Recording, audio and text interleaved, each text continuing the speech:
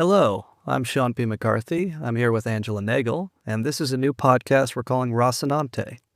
Rocinante was Don Quixote's horse, and Angela, being the more literate of the two of us, can tell you more about that.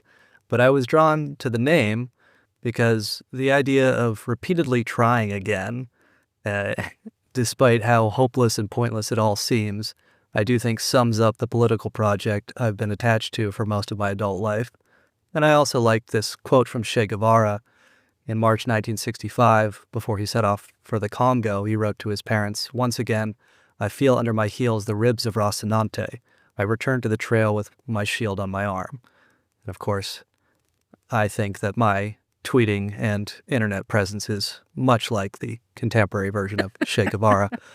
Uh, but I guess, Angela, we talked a bit about the name. We spent a while trying to come up with one, and this was one we both liked. So maybe we should just start with what drew you to this name and made you settle on this one. Well, I think you came up with it actually, but of all the ones that we were thinking about, I guess they just seemed a bit too obvious. Like they were just a description. Uh, you know, the description was too close to what they were doing, what we were doing. They were too just literal minded or something. And I thought that one just jumped out at me because it's kind of tragic and funny. Uh, and it captured, well, I guess we've talked before a little bit about people not reading anymore, okay? And not that, I want to turn this into a crusade to make people read old books or any of that stuff, but I'm just saying it is a kind of a nice way of pushing back a little bit against the general direction of things, which is both away from long form writing and sort of remembering good things from the past, but also always being caught up in the really short term memory and short term news cycle and and cynicism, I guess, right? And it pushes against all of those things. It recognizes the absurdity of idealism at this moment. Like basically, there's no reason to be idealistic right now. There's no rational reason that you could possibly explain. But the absurdity is kind of why it is a good thing to do in a way. It's all about if a person has these, you know, beautiful ideals, as in Don Quixote, but everyone around him is laughing at him and he looks absurd. Is it better to still have those ideals anyway? It's just got all of that in one. And that was a nice historical reference that you mentioned too, which shows that people understand that in a way, the cynical moment is precisely when you should try to return to, beautiful ideals of the past. Hmm. And yeah, speaking of current events and the pointlessness of them, if you, the listener, want to hear us talk about the tariffs and the more ongoing stories, we do have a Patreon. The model I will explain quickly. You can subscribe to our Patreon for 7 episodes a month for $4 a month. That's rocinantepod, or patreon.com/rocinantepod. That's ROCINANTEPOD. You can also subscribe to Angela Nagel's Substack, angelanagel.substack.com, for $6 a month and get all our podcast episodes as well as Angela's wonderful writing. So those are your options there. And today we will be talking about Gore Vidal, and in particular his book Inventing a Nation, which we both read. Gore Vidal wrote it in 2003. It's about the founders, primarily Jefferson, Adams, and Washington. But he wrote it after 9/11, and I think it's very enduring because of his prescient perspective on the events of America post 9/11, and I think they hold up very well today.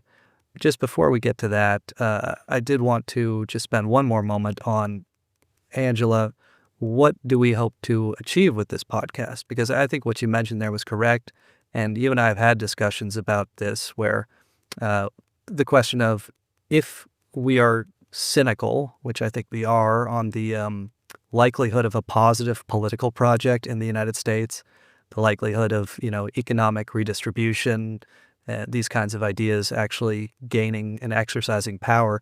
If we're cynical on that, what's the point of getting involved in politics or having a political or current events or historical show? And I guess my answer, you gave a very good answer about the importance of the truth. And I think my answer would be that we can, sort of an if you build it, they will come thing, that if we hopefully have this podcast, we can create a community and support a community that we're not just monologuing at them. We are very much interested in what they have to say. We want to learn from it. We want to create a space where there are these kinds of discussions, and hopefully something can be built from that. So I do want to say we're not just begging for your Patreon money. Please also go to Angela's Substack and the Patreon. There's an option to subscribe for free, and we will not paywall everything, but your financial support allows us to do this. But we very much want to get a community going, so please do subscribe for free. But Angela, what do you think you hope to achieve with this podcast? Yeah, truth has to be the first thing because of the fact that every time somebody tries to embark on some kind of project, and it's going to involve the internet in one way or another, right? Whether you conceive of it as an online project or not, that is going to be an element to it. Oftentimes these projects start off well, but then what happens is the audience ends up kind of holding captive the hosts, and the hosts have kind of become afraid of their own audience, and they start being afraid that if they they build up a community around a certain idea, and then what if an idea occurs to them that completely contradicts that?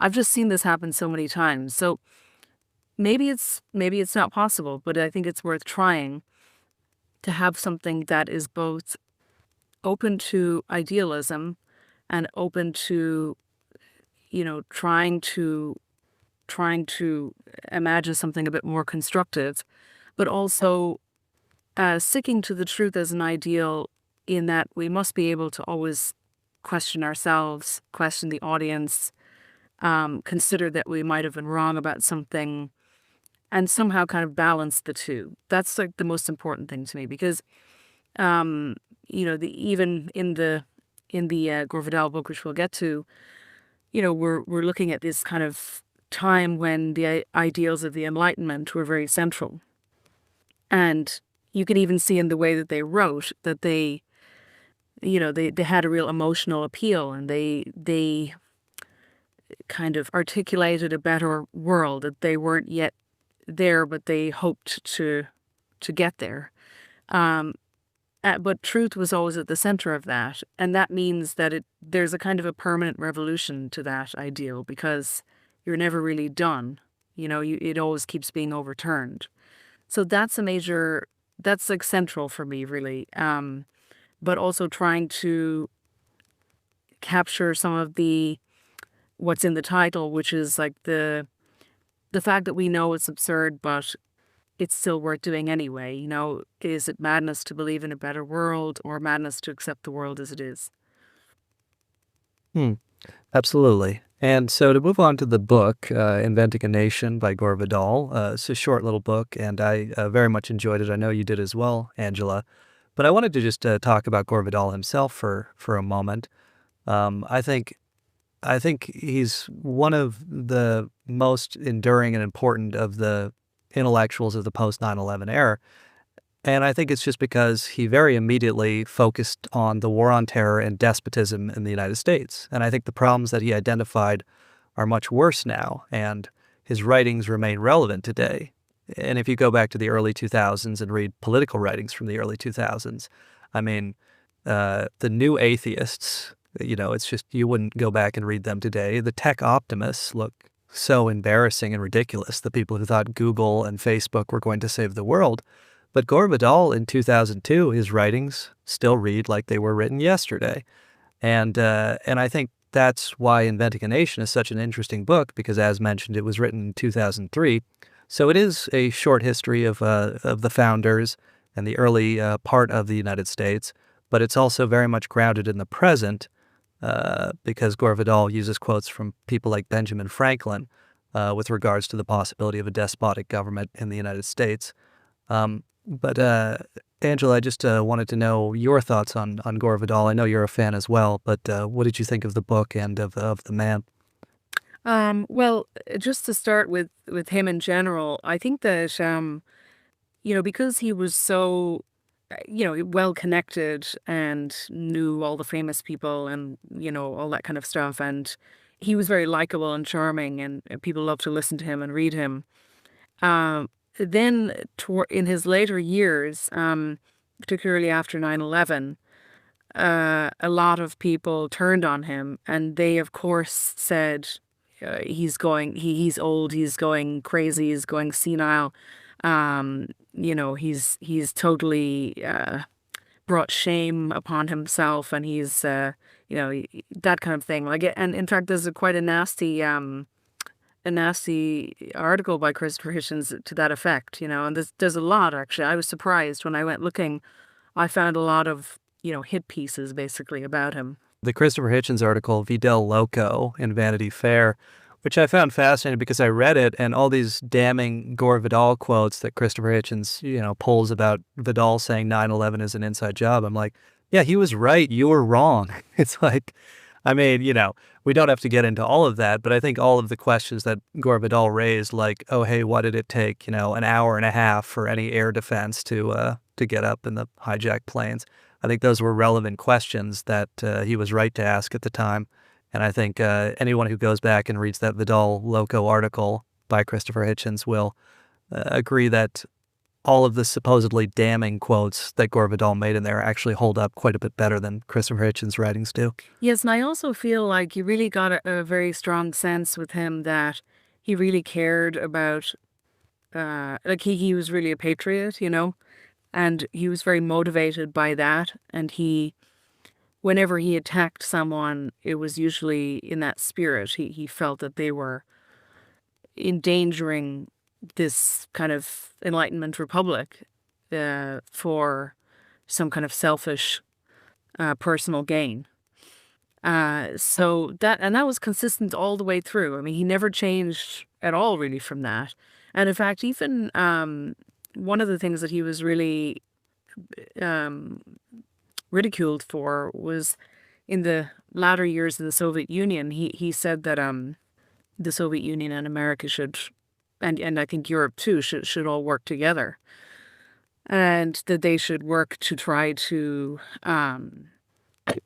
avoid continued nuclear buildup, a nuclear war, all that kind of stuff. And something like, working together, the fact that that was ridiculed is also kind of something that makes him look better than his critics. And it's remarkable because he was very witty, very well read. I mean, my favorite is always the quote that he gave when Truman Capote died, which sounds like a good career move.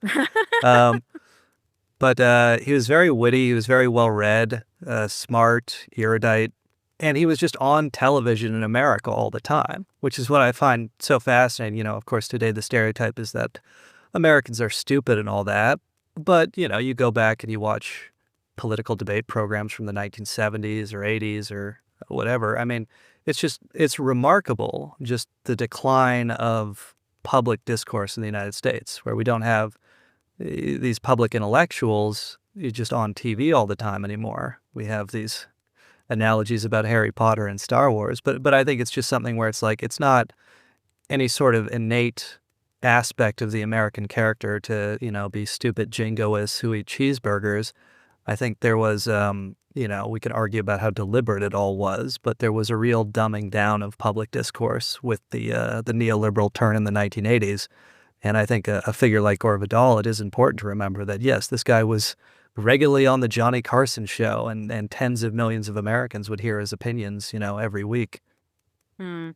Yeah, and I also there's an article that I often think of when I hear his name, which was um, in which he said, if basically that if the West, which he conceived of as Russia, Europe, America, doesn't work together and um, in various ways that he described, that basically it's inevitable that we would decline, and that Asia would ascend. And there's one article that he wrote about the, American decline, and in the very end of it, I'll just read out a paragraph here.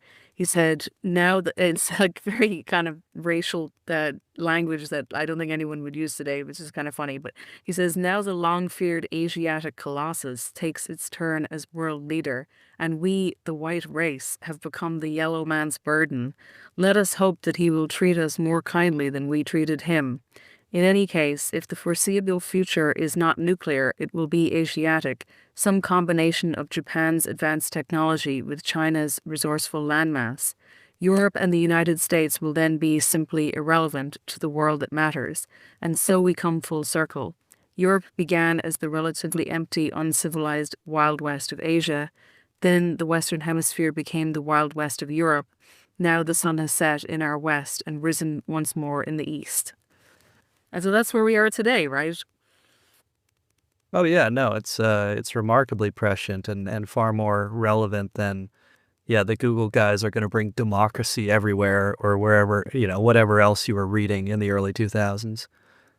And so to just talk about the book a bit, I think we'll give a short summary of just some of the things we found interesting in it and some of its history of the American Revolution.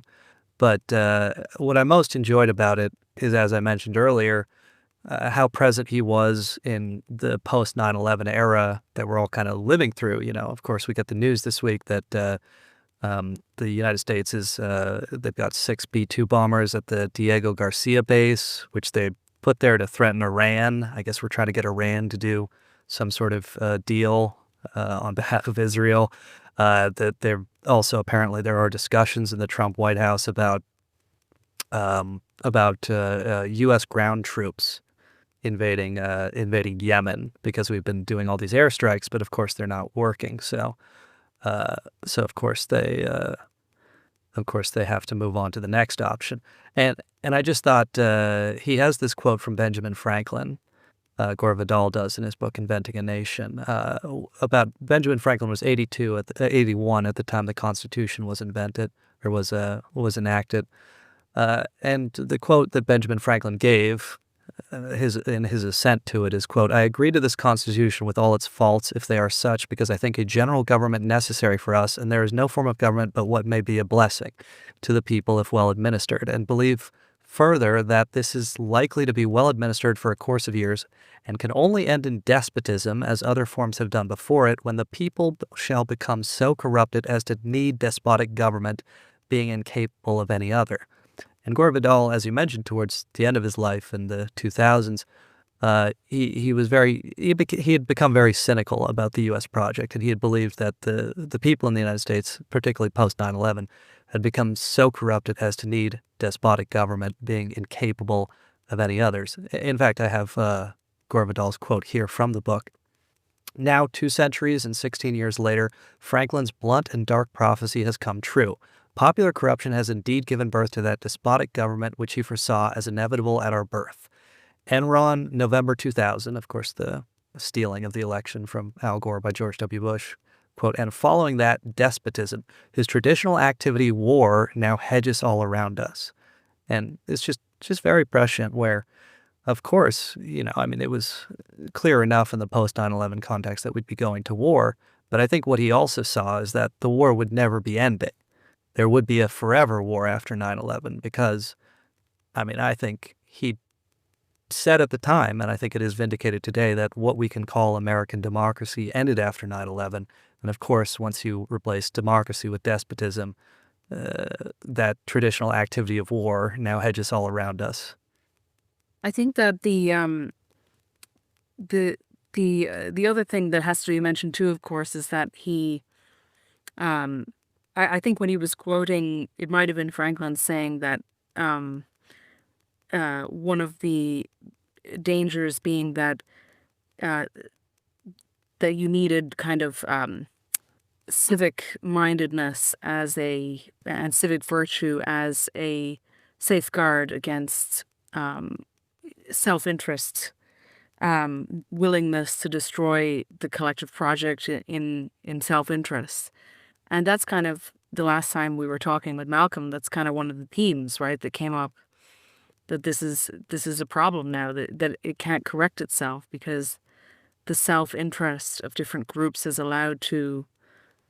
allowed to go on to the point where it's not able to correct itself. You can't actually buy your way into power. You can buy and intimidate and blackmail your way into power now. And nobody has figured out, how to get out of that. Well, we know how a better system would look, but I mean, how do you get from A to B?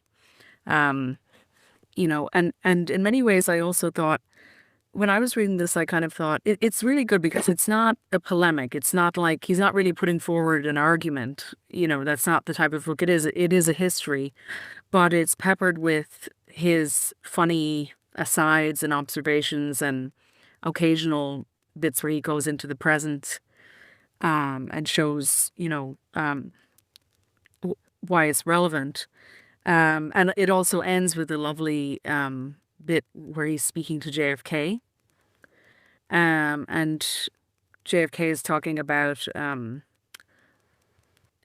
why is it that in this very messy situation in the New World, that these these kind of Renaissance men were there, had a lot of wisdom and did foresee a lot of things and did try everything they could to imbue these things into the form that this new country would take. And why were they such high quality, basically, compared to a lot of the people that JFK said he encounters in Washington. And Gore Vidal says that conversation, it kind of inspired him to write the book, that he was trying to answer that. But one of the suggestions was like, that they had the time and the like the rural kind of leisure, you could say, to read and think, and that was one of the ideas, but it wasn't sure. There was like a question mark over it. But you also see how, well, the impression I got was there was a desire to kind of like escape Europe to some degree, because this was you had the Spanish and the French and the English and all these different warring European powers trying to hold on to this territory. The big important moment is like the Louisiana Purchase, and then the Spanish lose all of their territory, and then of course they have a kind of anti-imperialist struggle against England, but they're trying to break away from it and start something new, and also to break away from what I see as a kind of eternal thing that will always reoccur, which is that there will always be a class of people who try to control society in a kind of priestly fashion. They will try to suppress truth through moral pressure, social pressure, and there will always be a class of people who try to profit without producing, the rent-based classes. And again, that's why the book is actually worth returning to, because they were trying to escape this system that was so built up with these features. But now here we are all this time later, and we don't have a monarchy. It is still on paper an Enlightenment republic. But those probably eternal kind of forces have returned. That's like the best, so that's why it's still worth going back to. I mean, we were talking before about like, is this all just stuff that we've achieved, right? Like we have basic things like the right to vote and so on. But actually that's the wrong way of looking at it. It is, we have returned to a situation that is closer to before all of these revolutions and reforms came about, I think. And another thing that I think keeps Gore Vidal relevant is because he was connected very intimately to the U.S. government. His father was head of aviation. I forget the exact title, but he handled aviation for Franklin Roosevelt. He was a pilot. Gore Vidal was there's a video of him flying a plane when he's quite young. And Gore Vidal, actually, I recommend his last memoir, Point to Point Navigation. He has many funny stories in there, but apparently his father had an affair with Amelia Earhart, and Gore Vidal says that Eleanor Roosevelt was hopelessly in love with Amelia Earhart and was kind of making lecherous comments to her about wanting to fly with her, but Amelia Earhart was not interested for whatever reason. Just very interesting stuff. But I thought his conspiracism, or what is dismissed as conspiracism, like in the Vidal Loco article, Christopher Hitchens talks about Gore Vidal believed that there was some foreknowledge of the Japanese attack on Pearl Harbor, and it was allowed to happen to give a reason for war. And I think that's actually probably borne out. But I think he kind of, because he was so close to power, he understood how power worked. And I think this is, I think it's seen again and again throughout history. The Reichstag fire would be an example. There are too many examples to go through, but I think what is dismissed as conspiracism is actually just how power frequently works again and again and again. And I would encourage listeners to, besides the memoir, he gives a great interview for the PBS documentary on the Great Depression, where he talks about Franklin Roosevelt, his father's relationship with Franklin Roosevelt, and the policies of the Roosevelt administration. And he has such a pleasant mid-Atlantic accent. Yeah, there's also a wonderful documentary, which I think I found on YouTube, where he goes to Venice. And it's just him exploring Venice, but and he's looking through archives and stuff like that. It's really great. It's sort of like, I wish there could be a Gore Vidal of everything, like every subject, every country, every subject. He's like a great tour guide. Yeah, and that's, he wrote this historical fiction series about the history of the United States. He basically said that he found U.S. history teaching so inadequate that he realized if he didn't do it himself, nobody would correct these errors.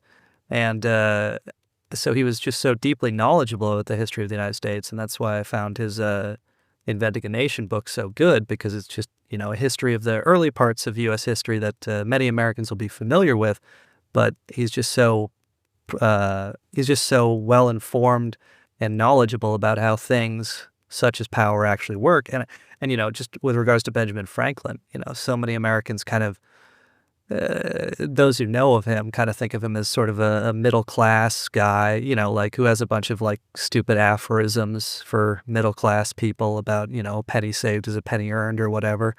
And Gore Vidal has this quote here, that histories of our republic, quote, choose to disregard the wise, eerily prescient voice of the authentic Franklin in favor of the jolly fat ventriloquist of common lore with his simple maxims for simple folk.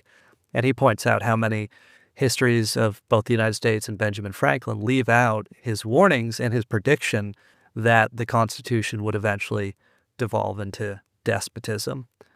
But I guess just to give, some of the history in the book,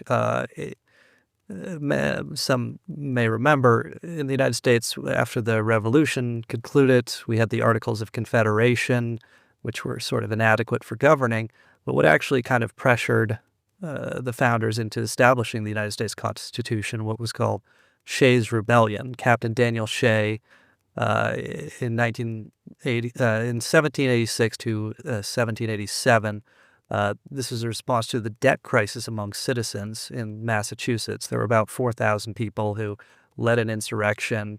They attempted to seize the federal armory at Springfield, Massachusetts, and they had pretty radical demands. This is 1786, 1787. They were calling for abolishing debts, printing paper money, land reform, land redistribution. And so the U.S. Constitution was, let's say, the ownership and ruling class of the newly emerged United States kind of freaking out at this rebellion and what it might mean for their property. And the Constitution was a way of compromising and trying to get a stronger government in order to kind of protect them from getting everything taken from them. But what I found interesting is Thomas Jefferson, who remains, probably the most interesting of the founders. That old quote that he has that you hear a lot about, the tree of liberty must be refreshed from time to time with the blood of patriots and tyrants. That is what Thomas Jefferson wrote in a letter in 1787 on Shays' Rebellion. He was in France at the time, but he was generally in favor of rebellions of this sort. He would later, of course, support the French Revolution entirely.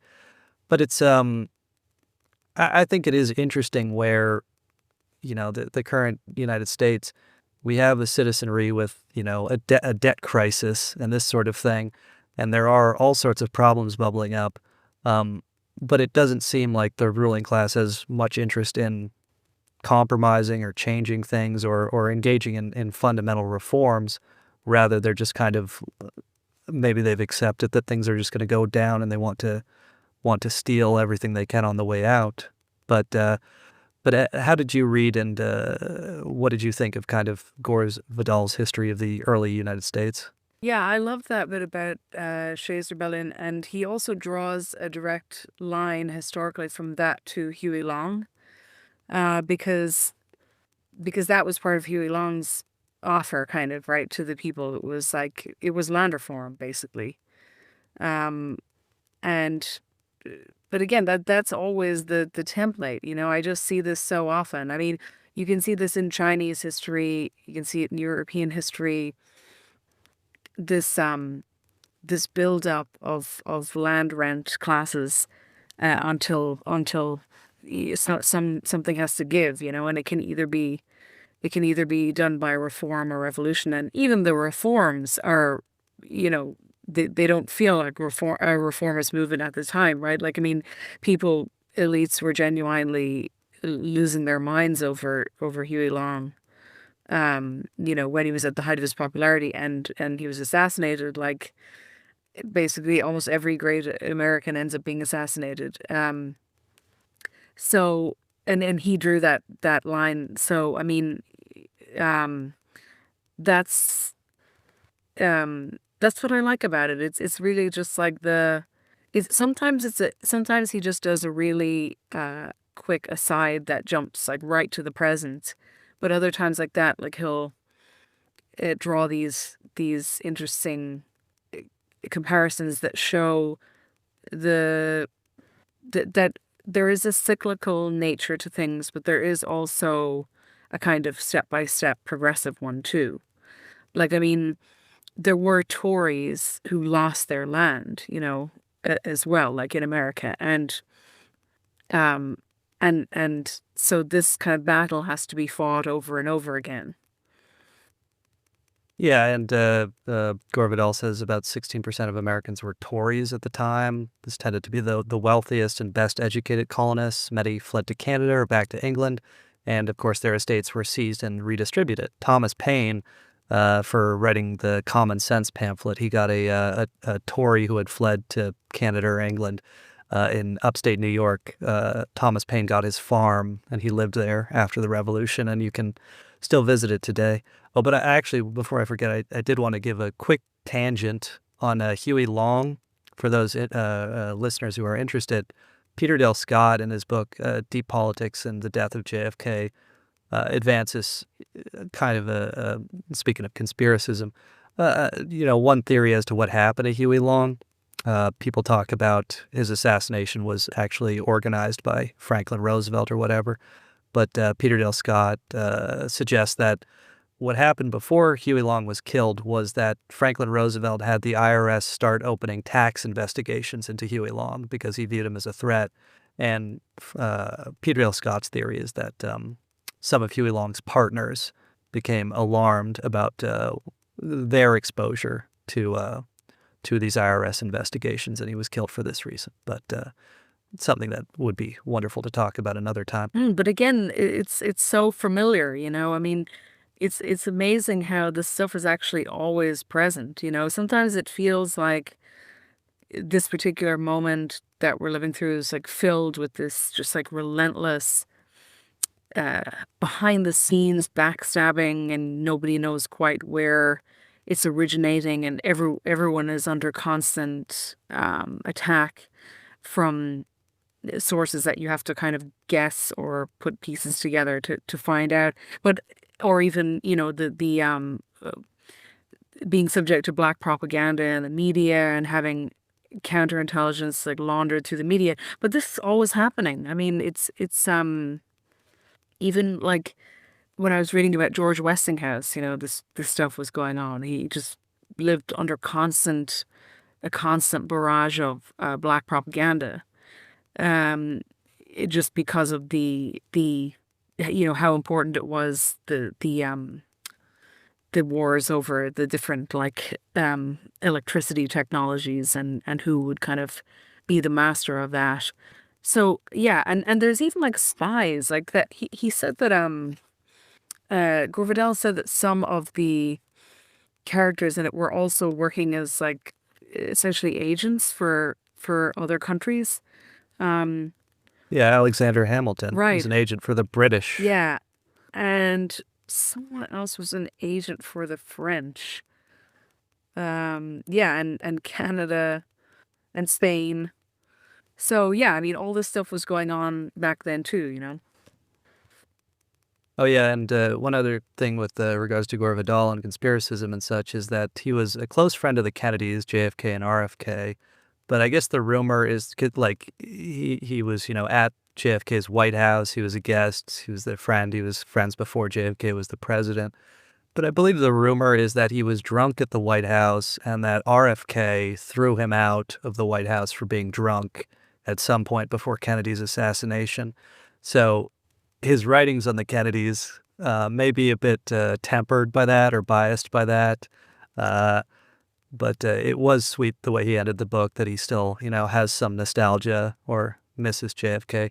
But he's in Point to Point Navigation, his final memoir, he does he ascribes to an assassinate that he believed the JFK assassination was a conspiracy, but he tended to attribute it to organized crime, with the Kennedys' plans to assassinate Castro having backfired, or being kind of Operation Mongoose stuff, where they had these assassins to try to kill Castro, and the plan was sort of switched to have those same elements kill JFK. That's generally what Gore Vidal believed, according to his final memoir. Yeah, another thing we're thinking about too is just that a lot of we were talking before about how um, the founder, like people sort of feel a bit of cringe about the founders, like because of the people that tend to reference them and use their language and stuff like that. And you lose an understanding of what a radical and dangerous and crazy time it was. Um, but you really get that with this book. Uh, and but in particular, I was thinking of something like the um the kind of whitewashed or whatever version of them. They draw upon the language of like private property, private property and free market and things like this.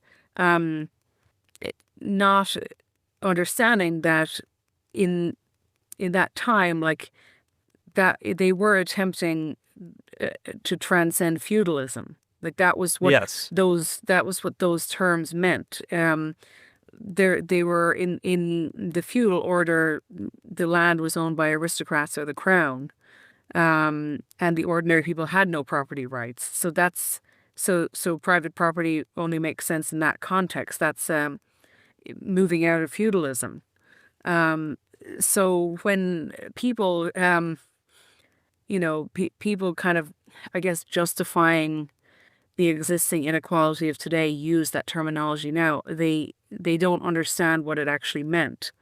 Um, and the idea that even something like meritocracy, right?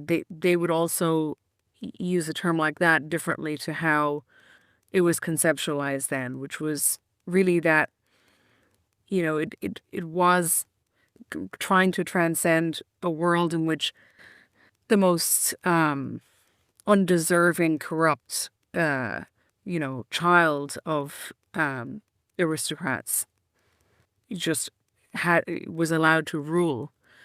and there was no way for people to, to realize their um, their dreams, and to be able to do all of the things that they imagined, the all of the great kind of technological experiments and scientific experiments, um and so forth. Like, so that was like a great transcending feudalism is what this whole process was about. And then there's also like leftist nitpickers who say, oh well, some of them own slaves and whatnot.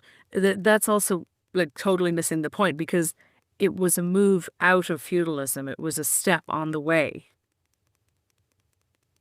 Yeah, no, I mean, you'd think leftist nitpickers would be able to relate to Thomas Jefferson, seeing as they also own DoorDash slaves, and they also live in luxury and call for violent revolutions all the time. And it is like, and you're completely right. I mean, Americans, I think, justifiably roll their eyes when people invoke the founders now, because in a political context, when someone invokes the founders, they're trying to scam you. I mean, it's guys like Vivek Ramaswamy invoking the founders to sell you some Alzheimer's drug that doesn't work, that he's pumping and dumping.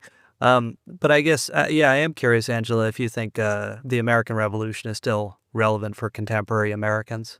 Yeah, and I actually think that element of it, the moving out of feudalism, moving away from feudalism, and also moving away from uh, so moving out of feudalism as a way of throwing off the drain of a rentier class, basically. That is totally relevant to now. And then the other one is, uh, when they talk about, like, I love the idea of the University of Virginia, right? The something like that, having a secular university that that would live up to Enlightenment ideals. Um, Again, like that is often invoked in a way that's not very inspiring.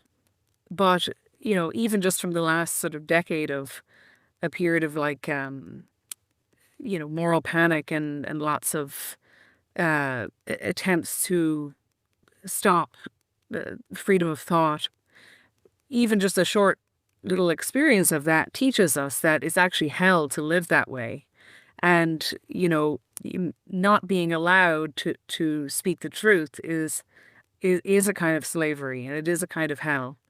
And so they had this vision that was so inspiring that you could finally move out of that, and that's what all of that was about. And imagine, like, in some kind of the very religious universities dominated by organized religion, scholarship was basically like kind of like what it's turned back into today, which was just theology. It's just reciting, debating minor points of theology. I mean, that's what most, like, quote unquote progressive, like, thought and discourse is today.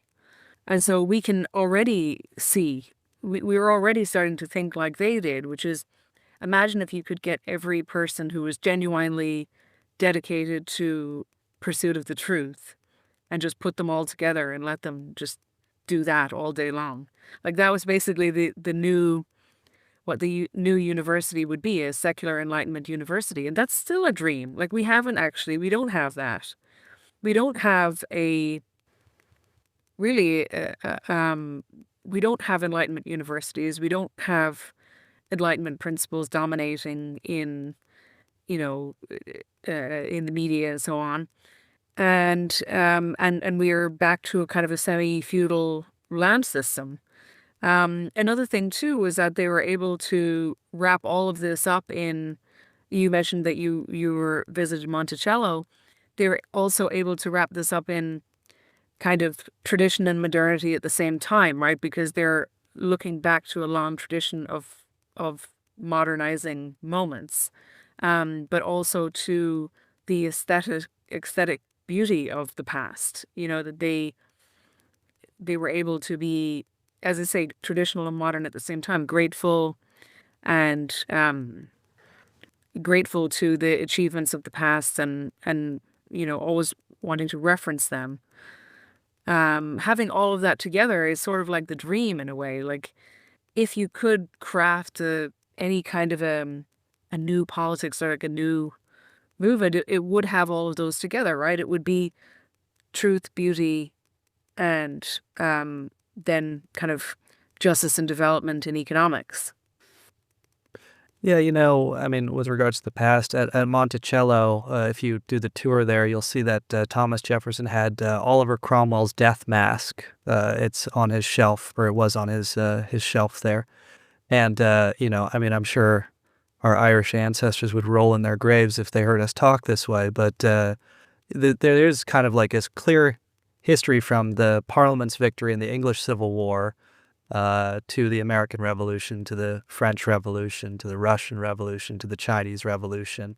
And I believe each of those events, of course, had tragedies associated with them, but ultimately they all advanced mankind, and hopefully mankind will continue to advance and not go backwards. And I think each of them shed, as you were talking earlier, these shed significant amounts of the rentier class, the people who just kind of collect money off the labor of others without contributing anything, and ultimately ruin society and violently protect their privileges and prerogatives, and society advances once they are stripped of these privileges. And generally, it seems like not always, but very often, it requires violent revolution to do so.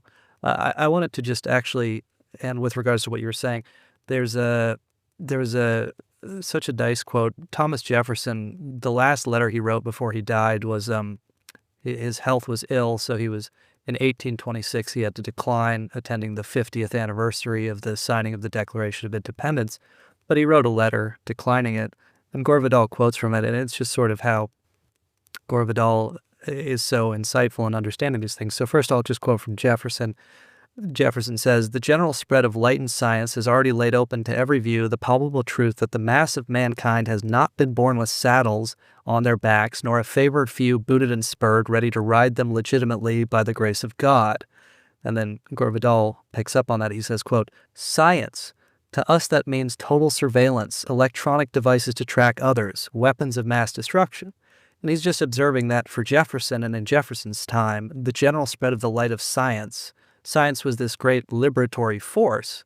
And now in post 9/11 America, I mean, it's more true than ever. We associate science with tyranny, with mass surveillance, bombs, everything. And it is just fascinating how these terms change. And it's so delightful to read Gore Vidal because he's so perceptive at seeing how these terms, such as science, go from these great liberatory forces to these great tyrannies that we all live under. Yeah, it actually made me think of Ataturk, who has a great quote that could have been could have been said by any of these men. Let me just find it. Yeah, so Ataturk said, "My spiritual heritage is science and reason." A friend commented to me before that this is like he sounded like someone from Reddit, but that's exactly the ethos of these men, and that's actually still that's still a good ideal to have as part of your foundation, because like I said, the truth will always be a permanent revolution. The truth will always have to be, that's just a battle that has to be fought over and over and over again. Yeah, and with regards to how important the American Revolution was with ending feudalism, I mean, in the state of Virginia, they after the Revolution they kept property requirements for vote. I mean, they were able because people would say because of settler colonialism or the Great Expansion, they were able to give parcels of land out. So Thomas Jefferson in Virginia, they kept it so that there were property requirements for voting, but Jefferson's initiative was to expand the Virginia electorate by giving free land to all. It is important in the context of Virginia land ownership that Jefferson and the revolutionaries in Virginia established fee simple ownership of land, which is what we have now. It's the title you can sell and pass to anyone, whereas before the Revolution, Virginia was dominated by fee-tail ownership, which is you would have to pass it on to a member of the family. It limits inheritance to a specific line of descendants. That's feudalism. So, and like Jefferson and even John Adams talked about the necessity of dividing land into small parcels and distributing it among the populace, everyone having some share of land, some ownership. John Adams talked about this as being essential for democracy to function. So it's easy enough to pick founders' quotes and, try to say, oh, they would believe in, Ayn Rand and free market capitalism. But once you actually put them in the context of their time, I mean, they would recognize the current situation where, you have BlackRock owning all the rental properties. They would recognize that as a disaster for Right. They would for the function of democracy. they would they would do what they did to the Tories of the day, right? They would exile them, basically, take their land. One question I had for you, and it's a really big question. I don't know if I'm certain of the answer to it, but it's the main question that I kind of came away with, which was, we've talked about all of the good elements that we find here, but was there something inherently wrong with the founders and the founding that led us inevitably to where we are now? Like, did something go wrong in spite of their vision, or was there something inherently wrong there in a kind of seed form? Was it doomed from the start, kind of? It's interesting. I read these debates on the left about, a lot of people think the Constitution, the United States Constitution, people on the left sometimes think that this is, handcuffs, essentially, that because the U.S. Constitution is so dedicated to the defense of property, that it's sort of, that trying to embrace it or put it as the basis for anything will kind of just lead you nowhere, because in the United States, that is the great... If you're interested in reforming or fixing the United States or improving the lives of people here, there's no way around it. There needs to be wealth redistribution. And in particular, to get specific, wages need to rise and the value of assets need to come down. Exactly, yeah. And that's not exactly easy, because there is still a middle class here. My parents own a house. The house is in Seattle. It's worth a fair bit of money now, certainly quite a bit more than what they paid for it. And this is the case for a lot of Americans. They have these houses that have gone up so much in value, and the only way to fix the country is for assets to come down in value. I forget the exact age. I believe the median age of a new home buyer in the United States now is 58. Oh my God. It's late 50s. And, my father, he worked, he loaded the baggage on the airline for takeoff. It was a union Teamsters job. He was able to buy a house with that. He could never buy a house with that today. So it's kind of this question of like the Constitution that they set up because they were so worried of Shays' Rebellion did this kind of strangle revolutionary sentiment in its crib. Is there any way around it?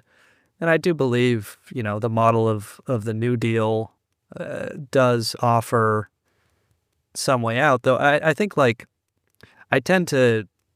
think Jefferson is a much better model. I mean, Gore Vidal quotes this dinner that Jefferson had with Alexander Hamilton and John Adams. Jefferson wrote it up later. They have this interesting exchange about the Glorious Revolution in England and the United Kingdom's 1689 Bill of Rights. And John Adams basically says that if you took that and you purged it of its corruptions and you gave real power to the English House of Commons, then it would be the most perfect governing instrument in human history. And Alexander Hamilton gives this kind of fascinating quote that shows you what kind of man he was. He says, "Purge it of its corruptions, and it would become an impracticable government." Alexander Hamilton also supposedly had that "your people is a great beast" quote. But the point of that is that Alexander Hamilton believed that, and maybe he's correct, you'll be the judge, listener, that the only way things actually happen in a government is through corruptions through, log rolling, you scratch my back, I'll scratch yours. That's sort of the way the legislative process actually works. Gore Vidal talks about that a bit in the book. But Jefferson was writing about this all later, and of course Jefferson and the Virginians agreed to give Alexander Hamilton his first Bank of the United States in exchange for moving the capital near Virginia to Washington, D.C., and Alexander Hamilton was able to use that first Bank of the United States, which would provide credit to businesses and individuals in order to influence legislation and basically control the Congress for the duration of George Washington's terms. So it's kind of an open question, but I think in terms of is there an inherent corruption, inherent unfixability of it, I think there are certainly issues with it. The founders were not a monolith, but I think a radical politics should not get too hung up on the hypocrisies of Thomas Jefferson, and I think it should kind of embrace the Declaration of Independence more than the Constitution. The Declaration of Independence does not have this kind of obsession with property rights. It's more just interested in fairness and freedom. When a government no longer meets the needs of the people, we have the right and the duty to abolish it. Yeah, I mean, I don't really know the answer to the question, but I think that because I also think that it sort of reminds me a little bit actually, because I've been reading about the history of Spain and Spanish, in what we now think of as Latin America, New Spain. And it's very easy to say, like hundreds of years later, well, they should have done this and that, but it was such a um, th- like it's such an imperfect situation to be in, right? It's not like you're just taking over, the next government of like a fully functioning, social democracy in Europe or something like that. You know what I mean? You're in a violent, wild, crazy situation, and as I said, everyone was basically warring for territory at the time, the Spanish, the French, the British. And so they had to do a war of independence, and they had to have a war with Spain, and they had to, um, um, buy the territory basically from France. And all kinds of characters from all over the world were there trying to influence things. So, um, so like it's a totally imperfect situation, and they probably did do the best that could have been done in that situation. Um, the only thing that struck me was like they didn't really have, I could be wrong about this, but it seems to me that they didn't really have a way of, we talked earlier about a little bit about like, you know, Don Quixote and the knights, right? Like the kind of Spanish ideal of the knight was sort of like an egalitarian knight, right? Like a hero who would help the elderly and women and you know what I mean? That it was kind of hierarchical in the sense that it was a knight, but it was also egalitarian and in a way too. And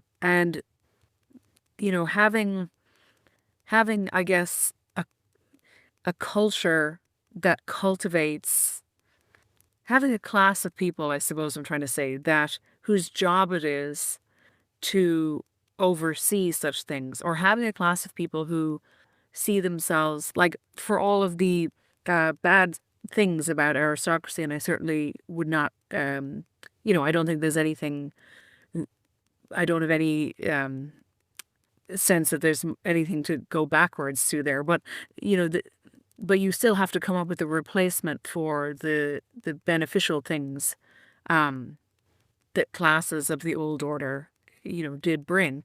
And one of the things was, at least ideally or at its best, these kind of hierarchical classes saw themselves as stewards of civilization and protectors, And so I guess I'm trying to see, like, to answer the question, was there an inherent problem there from the beginning? That's kind of the only thing that came to mind, that there's no real reason for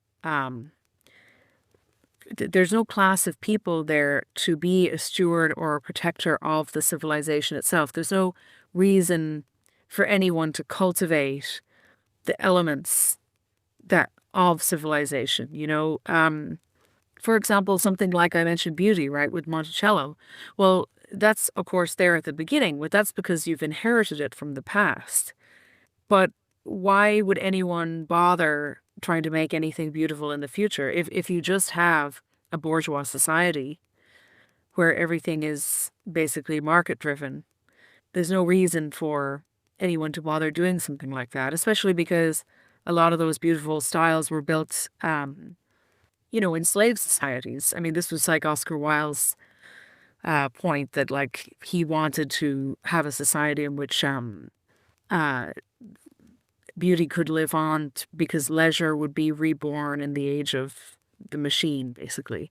So at least he was thinking of that. But there's nothing that I could find that was really there where they had thought through, like, what would encourage or even compel anyone to do any of these things, to steward or protect these kind of precious things that are not necessary for, just an enlightenment scientific society to function. Well, we're just at an hour now. The last thing that I wanted to mention was with regards to Gore Vidal and his prescience in post 9/11 writing. And just his depth of knowledge of U.S. history and why the pessimism that he had towards the end of his life that got him, kind of labeled a kook and crank and stuff. I think it was just very deeply informed by the history of the United States. I just found this particular passage from the book very interesting, where he talks about the 1798 Sedition Act that John Adams brought into force, where they would prosecute editors and people for their speech for sedition. And Vidal, I think, very correctly judged the 2001 USA Patriot Act as worse than the 1798 Sedition Act. And the point that he makes is, under the Sedition Act of 1798, you could actually use the truth as a defense in the court of law. That's not the case in the Patriot Act, also not the case in the World War I Espionage Act. So, Julian Assange, for example, I know they've settled with him since then, or Edward Snowden. They can't actually just go to court and say, what I said was the truth. Why are you prosecuting me for the truth? Whereas under the Sedition Act of 1798, the truth was considered a valid legal defense. So I think, just Gore Vidal had enough knowledge of U.S. history to recognize what a dark place we were going to after 9/11, and I think his writings on that are vindicated every single day that we are alive in the post 9/11 United States. But Angela, was there anything else from either the book or about Gore Vidal himself that we didn't get to yet? No, I think that's it. All right. Well, you, the listener, we would love to hear from you. The book is Inventing a Nation by Gore Vidal. So if you're interested, please do read it and tell us what you think. If you want to hear myself and Angela talk about the tariffs and Israel and some other current events, you can, as I mentioned, patreon.com/rocinantepod, ROCINANTEPOD. You can also go to angelanagel.substack.com. If you become a subscriber either on the Patreon or at Angela Nagel's Substack, you'll get all of our episodes. You can comment. We will have a question and answer episode at the end of every month, so you'll also be able to ask us questions. And you can also email us at rocinantepodcast@gmail.com. That's rocinantepodcast@gmail.com. So please do sound off in the comments or shoot us an email, and we'll keep the conversation going. But thank you so much for listening, and we'll see you either next week or over on the paid premium episodes. Bye. Bye-bye.